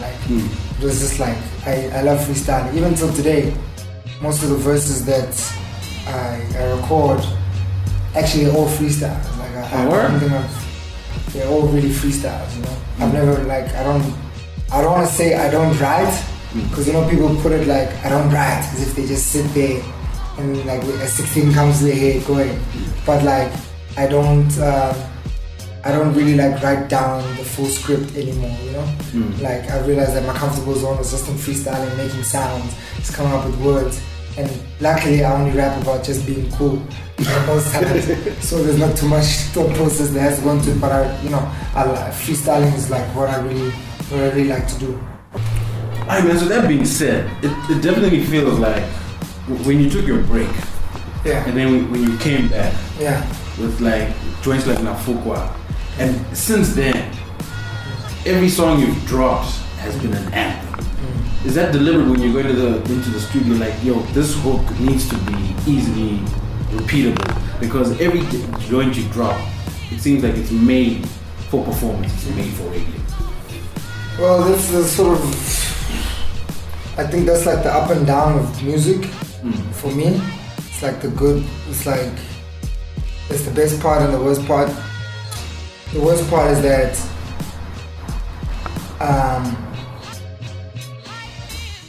most of the songs that we have to create like that. The worst part is like most songs right now, what's going on with hip hop and just South African music in general, I would say music everywhere really, there's like, it can be a bit like formulaic, And to tell you the truth, there's few people who can crack the code of the formula, right? And once you have the formula, you can continue using that formula until people just stop liking you as a person and have no interest. You can still create good songs with that formula and whatever, but then it just depends if people like you or not. The other side is that I don't find that like as the most fun part of making music. The fun part of making music for me was like exploring different sounds and making music that people had to maybe have to have like a certain taste level to really listen to and palate, and you have to sort of be in touch with your history as a person and like your emotions and your feel, you know.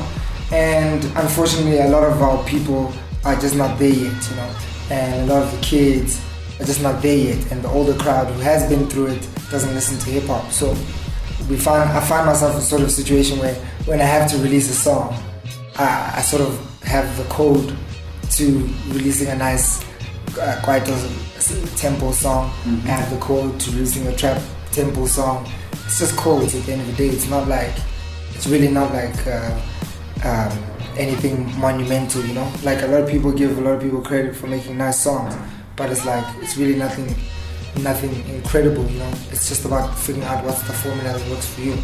So basically the answer is yes. We were able to make everything happen because when it's crunch time, it needs to be a big song, and you can make a big song. Anyone can make a big song. It just depends if people like you or not. And the other side is that I would rather make music that's a challenge to make and a challenge to put out. Unfortunately, out of what I perform like 35 minutes to 45 minutes when I need to. And to tell the truth, all people want to hear is hits. So you have to like present them with hits. But the day that we could actually like perform album songs that's on the album, that would be a great day, I think, for hip hop. Well, are you planning on doing that? Like I say, you gotta balance. So people want to hear, if you booked at an event and it's like a festival and there's so many thousands of people, they just want to hear the hits. No, but the question is, am I going to step out of that space? And that's gonna have to be a risk.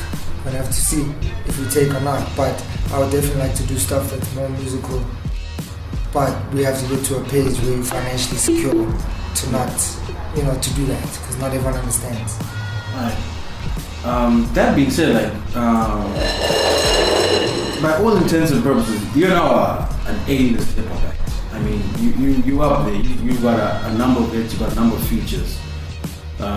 Every video you dropped has been incredible. Do you feel that your fan base, your real fan base, is now big enough where if you went completely left and you went back to just abandoning that formula and doing the music you want to make, do you think they'd follow it? Well, that's the thing. Do I see myself doing this for 10 years? No. Do I see myself developing into something else and someone else that does things in different fields? Yes. So if I take a left turn completely, it's not going to be because music is the first thing on my plate, you know. I'm going to have other things involved, and music will just be like, I'll get back to the real reason why we did music, which was for fun. And once you do music for fun, you can do anything and it doesn't matter what people think about it. That being said, you're not getting recognition. Best hip hop and the mamas. What does that mean to you? I think it's cool. I mean, it's always nice to be part of award shows. It's always nice to be, you know, to get like mentioned in award shows. So I think it's cool. It's just it shows that we still have some room to grow, and it shows that, you know, maybe we've done something over the past couple of years. Okay. Also, in the same line with the mamas, last year, Nafuka, best video. Yes. Personally, I was happy as hell for you, man. That was a massive move. After everything that video had been through, like taking off YouTube and then putting it back on, no controversy, what did winning that award mean to you? It meant a lot to me. Like, if you find the clips, you should probably ask someone here on MTV to find the clips of after. Yeah, it meant a lot, man. But like I say, man, to tell the truth, like I feel like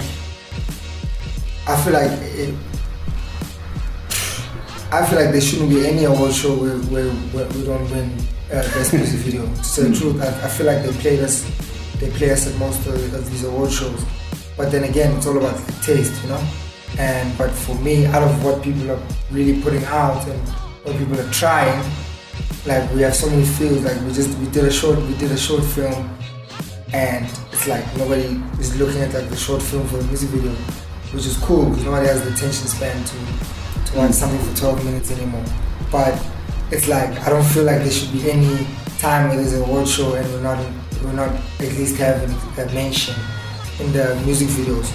But that, I think that's just part of the system, you know.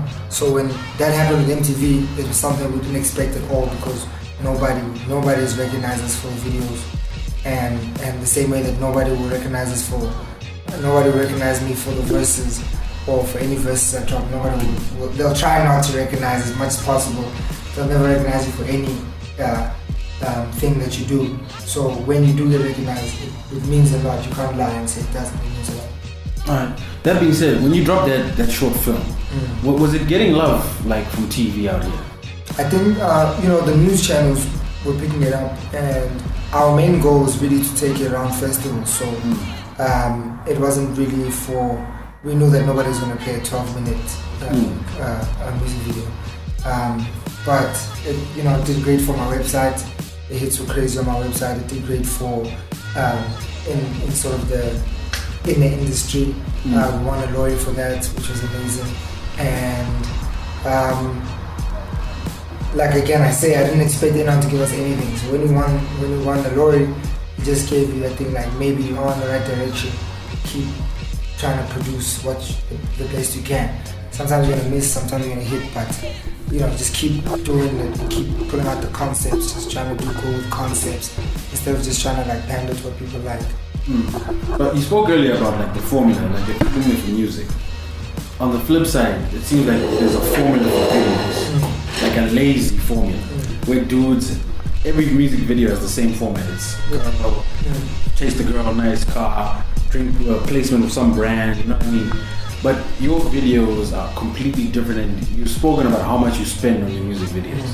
Why do you decide to do that as opposed to following the trend? Well, I've never taken any money for any of my music videos, so I always have 100% control in what I have to do, Because like when people get money from brands want them to sort of show some sort of lifestyle of the brand. So a lot of people are out of control. But for me, it's like I feel like I'm out of control with. I feel like I'm out of control with some of the music we put out. Like there's certain music you have to just put out for the people to rock to. So the only place where you can sort of keep like full control is on the music video. Some people want to love it, some people want to hate it, some people are not going to get it. But it's really the only place where you have control, and you might as well put your money in that than anything else, because that's like going to live there forever, and like people will look back at you on like your visuals. They can tell your story through your visuals. And I think like from my first video, the development of Riky Rick has shown throughout all the videos, and that's like the main goal. Is like the only story I'm gonna have after all this is done. I think we've covered a lot here, but I think the last thing I know is Boys in Bucks. Yeah. Like there was a time you guys really looked in a position to take over this league. Yeah. What's the situation right now with Boys in Bucks? Well, Boys in Bucks like is always a group of friends. So at the end of the day, I think everyone is like doing their own thing. It was never like a record label. If it was a record label or something, I think we would have put ourselves in an amazing position. But we didn't tie our businesses up. So nobody has any business, any real business connection to each other in Boys in Bucks. So that's the one thing. So at the end of the day, it's like it was just like us coming out, chilling together, being cool, and rocking out like guys with similar minds. But I feel like at the end of the day, like you have to understand, like I'm 30, the other guys are over 30, way over 30. It's not like we're kids anymore, And you'll find that if not 100% of all hip hop crews in South Africa or even record labels, the older people get, the less they can really work together because they know who they are and what they're there to do. And I think with Boys in Bucks, we've all accepted who we are and what we're there to do. So there's no, we're not trying to force us being together the whole time anymore. It's like everyone's grown. Everyone's grown now doing their own thing, taking care of their kids. So everyone, it's good from that sense. For the fans, it's fucked up that they didn't get to learn more, because I feel like we had more we could teach people more all together. There's more we could teach people when we're all together. But at the end of the day, it's like, there's other kids that are coming and they'll maybe learn from that mistake or learn from the achievement, So it's not like we're the last kids who want to come out that are like that. There's going to be more kids and they're all there. I already see them, and just hope they start younger than us, because we started really making music on a high level together at like guys were like 27, 30 plus, So just hope that the kids do it at a young age. Well, we are here for MTV, so why don't you let the fans know how they can vote for you guys hip hop? Yo, this is your boy Riky Rick, King Cordini, the content eater himself. Make sure you go out there and you vote. MTV Awards are coming. The time is running out. Make sure you go out there and vote if you want to. Best hip hop category. Let's make it happen. Yes, and there we go with the Mama content. We're going to be bringing you guys more Mama content throughout the weekend. So make sure you tune into the African AHHB. Keep it locked on the website. Keep it locked on our social media. We're going to have these updates flowing. As I like to say, Mama Weekend is like All-Star Weekend for Africa. And celebs are going to be out in full force. So that being said, guys, please don't forget to follow us on Twitter at AfricanHHB. Like us on Facebook. Follow our Viber public chat, viber.com/AfricanHHB. Don't forget to follow me on Twitter as well, at PhilChard. Give us feedback. Let me know what you guys think, what we can improve, who you want to hear from. And I really do appreciate you guys taking the time out to listen to the show. So without further ado, we'll end the episode and we'll see you guys next week.